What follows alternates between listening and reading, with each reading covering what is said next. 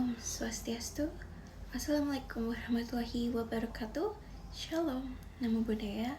Salam kebajikan untuk kita semua dan salam harmoni. Perkenalkan, nama saya Kausalia Jadi Wariawan dengan nomor induk mahasiswa 24170411169. Saya dari Fakultas Ekonomi jurusan S1 Manajemen. Tujuan saya membuat video ini adalah untuk memenuhi tugas ujian akhir semester dari mata kuliah pengantar ekonomi. Jadi pada video kali ini aku akan membahas tentang inflasi, apa sih itu inflasi, penyebab inflasi dan dampak dari inflasi, juga keseimbangan arus uang dan barang. Nah, kita mulai dari pengertian inflasi dulu ya. Inflasi itu adalah kenaikan harga barang dan jasa secara terus-menerus. Nah, kalian pernah dengar gak ada orang yang bicara tentang ngapain sih nyimpen duit atau nabung? Karena ntar duit itu juga nilainya akan berkurang. Nah, berkurang karena inflasi ya. Nah, contoh singkatnya, aku pengen beli komik ini. Komik ini harganya tahun ini 100.000.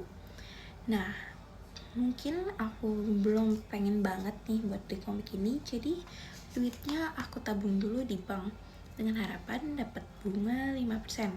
Atau mungkin bukan dengan harapan ya, udah pasti dapat bunga 5%. Nah, di tahun berikutnya aku udah ngerasa cukup nih duitnya, udah cukup nabung. Aku pengen belilah komik ini. Tapi ternyata harga komiknya bukan lagi 100.000 karena inflasi.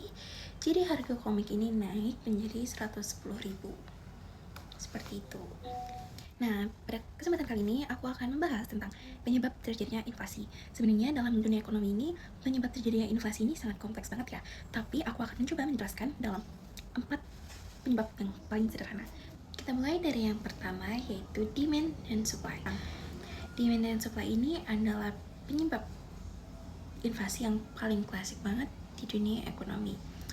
Simpelnya nih ya, jika persediaan barangnya banyak, maka harga barang itu akan turun. Tapi jika permintaan dari suatu barang itu meningkat dan persediaan barangnya sedikit, maka harga barang itu akan melonjak naik. Seperti itu. Contohnya kayak demam Korea.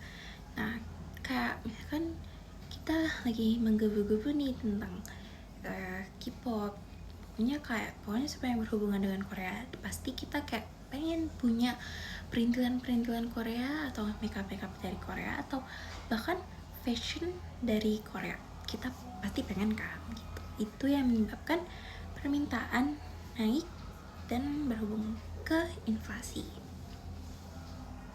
Lalu yang kedua ada biaya produksi meningkat. Biaya produksi meningkat ini pasti di setiap perusahaan ataupun home industry itu membutuhkan biaya ya untuk melakukan produksi. Entah itu biaya untuk membayar tenaga kerja ataupun untuk membeli bahan-bahan untuk produksi. Juga untuk membeli bahan bakar minyak. Kenapa sih bahan bakar minyak itu penting?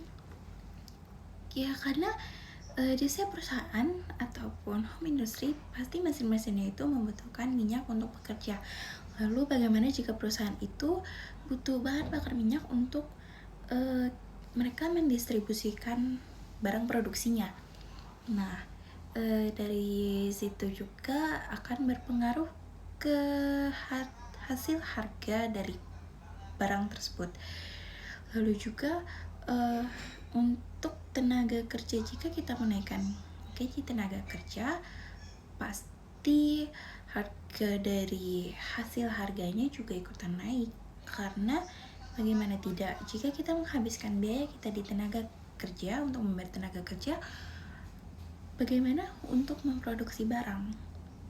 Jadi jika kalian bertanya mengapa sih pemerintah tidak menaikkan rata-rata nilai UMR, maka itu menurut saya akan percuma ya. Karena jika pemerintah menaikkan rata-rata UMR, pasti harga barang juga ikut naik inflasi. Jadi kalau terjadi inflasi sudah pasti nilai UMR akan ikutan naik. Lalu penyebab yang ketiga ada jumlah uang yang beredar. Saya akan menjelaskan dalam satu contoh. Misalnya seperti hari raya besar, seperti hari raya bulan suci Ramadan, atau sebentar lagi hari raya Natal ya. Para tenaga kerja pasti mendapatkan upah satu kali dari gaji mereka yang biasanya saat menjelang hari raya besar. Nah, dari kenaikan gaji itu pasti para tenaga konsumen pasti memiliki keinginan untuk membeli barang seperti kue kering, nastar, dan lain-lain, juga seperti membeli dekorasi Natal, ataupun membeli emas untuk oleh-oleh mereka pulang kampung ya. Nah, dari banyaknya permintaan dari konsumen tersebut, pasti para pedagang menganggap itu sebagai laba, sebagai keuntungan. Maka para pedagang pasti otomatis menaikkan harga barang mereka. Nah, hal itulah yang menyebabkan terjadinya inflasi. Karena menurut data, setiap hari raya besar, semua kebutuhan barang pasti melonjak naik ya, melambung tinggi naiknya.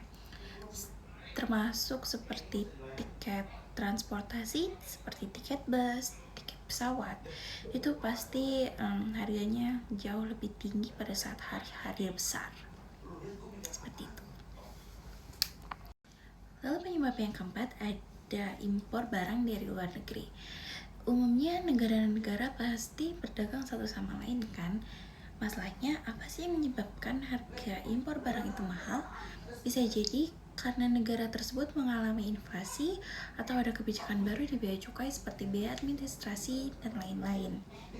Nah, kalau misalkan barang impornya saja sudah mahal, otomatis para importir akan menjual barang-barang mereka dengan harga yang lebih tinggi untuk mendapatkan untung. Itulah kenapa makanya harga iPhone di Indonesia itu sangat mahal. Nah, setelah mengetahui arti dari inflasi dan juga penyebab-penyebab inflasi, tentu saja inflasi memiliki dampak pada perekonomian di Indonesia. Pertama, ada penurunan kesejahteraan masyarakat. Yang kedua, memburuknya distribusi pendapatan. Yang ketiga, ada meningkatnya suku bunga. Yang keempat, mendorong investasi spekulatif. Lalu yang kelima, menurunnya minat menabung. Dan yang keenam, ketidakpastian ekonomi. Lalu yang ketujuh dan yang terakhir, ada dampak pada ekspor. Lalu bagaimana sih caranya untuk mengatasi inflasi atau setidaknya untuk memperlambat pertumbuhan inflasi? Yang pertama bisa dimulai dari kita sebagai konsumen, yaitu dengan berbelanja sesuai kebutuhan. Berbelanjalah dengan bijak.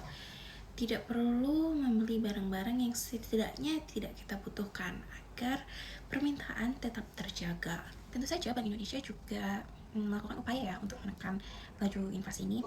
Bank Indonesia tidak bisa bekerja sendiri dalam menekan laju inflasi, tentu mereka bekerja sama dengan pemerintah melalui program GNPIP atau Gerakan Nasional Pengendalian Inflasi Pangan yang dilakukan di berbagai daerah di Indonesia untuk menjaga kebutuhan pangan. Lalu kita akan lanjut ke materi berikutnya, juga masih berhubungan dengan materi inflasi, yaitu keseimbangan arus uang dan barang. Keseimbangan arus uang dan barang merupakan konsep penting dalam ekonomi yang mencerminkan hubungan antara jumlah uang yang beredar dalam perekonomian dan jumlah barang serta jasa yang tersedia. Ketidakseimbangan antara kedua arus ini tentu saja dapat berakibat ya, bisa lari kedua akibat, yaitu inflasi atau deflasi. Kali ini kita akan membahas tentang pengertian keseimbangan arus uang dan barang. Seperti namanya keseimbangan, itu sudah pasti jumlah uang yang beredar dalam perekonomian sebanding dengan jumlah barang dan jasa yang tersedia. Dalam keadaan ini, permintaan agregat atau total permintaan untuk barang dan jasa seimbang dengan penawaran agregat atau total pasokan barang dan jasa sehingga tidak terjadi tekanan untuk inflasi atau deflasi. Kebijakan untuk mencapai keseimbangan itu ada 3 yang bisa dilakukan oleh pemerintah. Yang pertama melalui kebijakan moneter untuk mengatur jumlah uang yang beredar melalui perubahan suku bunga atau operasi pasar terbuka untuk mengendalikan inflasi. Lalu yang kedua ada kebijakan fiskal, mengubah pengeluaran pemerintah dan pajak untuk mempengaruhi permintaan agregat. Misalnya, pengurangan pajak dapat meningkatkan daya beli masyarakat tentu. Sementara pengurangan belanja pemerintah dapat menekan permintaan. Lalu yang terakhir ada intervensi pasar, mengatur harga atau memberikan subsidi untuk menjaga kestabilan harga barang-barang penting di pasar.